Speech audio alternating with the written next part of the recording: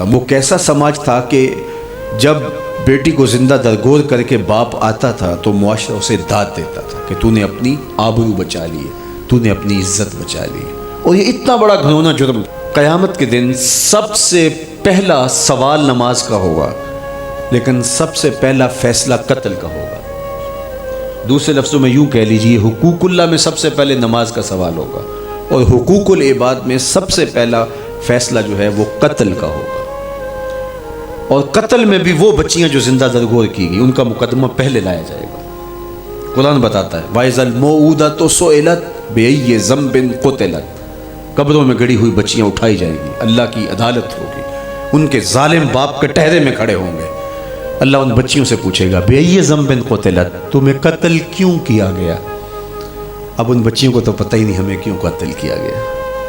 ابھی آنکھ کھلنے نہیں پائی تھی کہ بند کر لی گئی، زبان بولنے نہیں پائی تھی کہ نوچ لی گئی، زندگی کا پھول ابھی کھلا ہی نہیں تھا کہ مرجھا گیا۔ انہیں تو پتہ ہی نہیں ہمارے ظالم باپوں نے یہ قیامت کیوں اٹھائی، یہ غضب کیوں توڑا، ہمارے معصوم دامن پہ کون سا داغ دیکھا کہ ہمارے ظالم باپوں نے ہماری زندگی نوچ لی۔ کہتے ہیں گڑھا کھودتے تھے، تاریخ پڑھیں، دل آج بھی خون کے آنسو روتا ہے، اور گڑھا کھود کر کے اس میں کھلونے رکھتے اور بچی وہاں بیٹھ جاتی اور کھلونوں سے کھیلنے لگتی، اور وہ اوپر سے ریت ڈالتے، اور وہ بچی پہلے پہل تو اس کو کھیل سمجھتی اور وہ اس کھیل میں خود شریک ہوتی، لیکن جب اس کے کندھوں سے اوپر تک ریت بڑھتی اور اس کی سانس دبنے لگتی، پھر اسے سمجھ آتی یہ کہانی کوئی اور ہے۔ پھر وہ معصوم اور ننھے ہاتھ جوڑ کے اپنے باپ سے زندگی کی بھیک مانگتی، لیکن ظالم سفاک باپ ریت ڈالتا، اور یوں اس کی سسکیاں، اس کی آہیں، اس کی چیخیں، اس کے آنسو اس ریت میں دب جاتے۔ اور اس معصوم ننھی چڑیا کے لیے نہ کوئی موم بتیاں جلانے والے تھے، نہ کوئی اس کے لیے احتجاج کرنے والے تھے، اور نہ کوئی اس کی FIR کٹتی تھی۔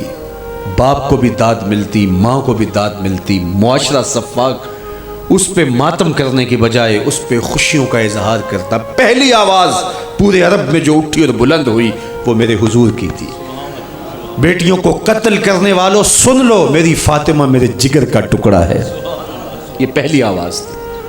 یہ صرف کلمہ محبت ہی نہیں ہے، اس ظالمانہ سماج کے خلاف جو ہے وہ علم جہاد میرے حضور نے بلند کیا، میری بیٹی میرے جگر کا ٹکڑا ہے۔ اور کہا جو دو بیٹیاں، دو بہنیں اللہ کی رضا کے لیے پروان چڑھائے ان کا نکاح کر دے، قیامت کے دن وہ یوں میرے نیڑے ہوگا جس طرح یہ دو انگلیاں کری۔ یہ جب میرے حضور نے فرمایا، مجمع سے ایک شخص کھڑا ہو گیا، حضور کیا جس کی دو بیٹیاں نہیں ہیں اس کو یہ اعزاز نہیں ملے گا؟ کسی بیچارے کی دو بیٹیاں نہ ہو، ایک بیٹی ہو، تو کیا اس کو یہ اعزاز نہیں ملے گا کہ وہ آپ کا ساتھ پائے؟ حضور نے فرمایا اسے بھی ملے گا۔ لیکن میں آپ کو دعوت فکر دیتا ہوں کہ اس سوال کے پیچھے کی کیفیت دیکھیے۔ اس کی ایک بیٹی تھی، کہاں بیٹیاں زندہ درگور ہو رہی ہیں، اور کہاں ایک بیٹی والا کہتا ہے کاش کہ میری بھی دو بیٹی۔ یہ تھا لایا ہوا میرے حضور کا نظام۔ بیٹیوں والے فخر کرنے لگے کہ ہماری بیٹیاں، یہ ہماری بخشش کی ضمانت ہوگی، دو بیٹیوں کا نکاح کر لو، بخشش کی ضمانت۔